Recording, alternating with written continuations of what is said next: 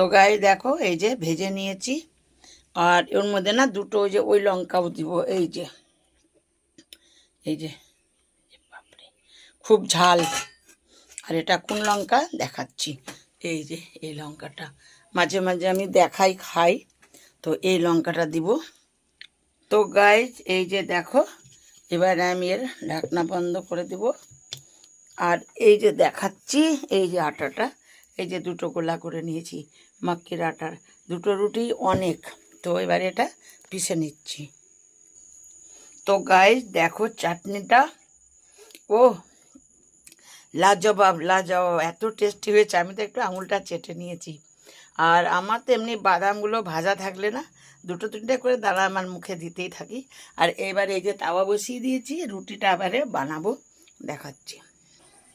তো গাইজ এই যে মাক্কইয়ের রুটি আর একটা এই যে আছে, এটাও বানাবো। আমি তো দেখাতে পারবো না কি করে বানালাম। এরপরে যখন বানাবো, রোহন আসলে তখন আমি দেখিয়ে দেবো যে রুটিটা আমি কি করে বানালাম। তবে আমি প্লাস্টিকের মধ্যে থকতাম, প্লাস্টিকের মধ্যে করতাম রুটিটা, কিন্তু আজকে আমি হাতেই করে দিলাম, জলের হাত দিয়ে হাতের মধ্যেই আমি করে দিলাম। তবে এরপরে দেখাচ্ছি। দেখো হয়ে গেছে রুটি। এবারে ওর উপরে ঢালবো একটু ঘি, আর ঘিটাকে একদম ওর উপরে ওই এটাও দিয়ে দিব। আর যা লাগবে না খেতে গাইজ, কি বলবো। এই যে দেখো চাটনিও নিয়ে নিয়েছি। আর এই রুটিটাকে তুলবো আর এর উপরে এমনি করে রেখে দিব। এই যে ঘিয়ের উপরে রেখে দিলাম। আর একটু ঘি এটার উপরে ঢালবো।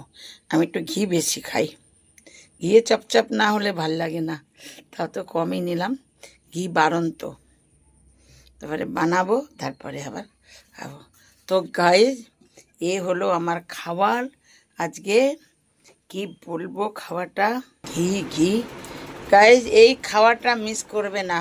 এই মাক্কায়ের রুটি আর এই চাটনি, এর মধ্যে নারকেল হলে তো আরোই একদম। এই যে দেখো, এই যে চাটনিটা নিলাম, পাকা চালিয়ে নিয়েছি, সবার হচ্ছে না। এই যে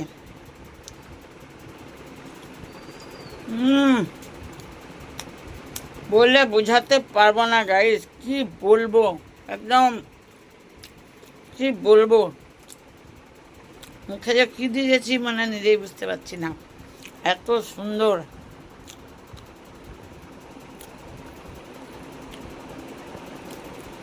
তো গাইস এত সুন্দর খাওয়া, ভিডিও বানাতে বানাতে খাওয়া যাবে না। আমি বসে বসে আরামে খাবো।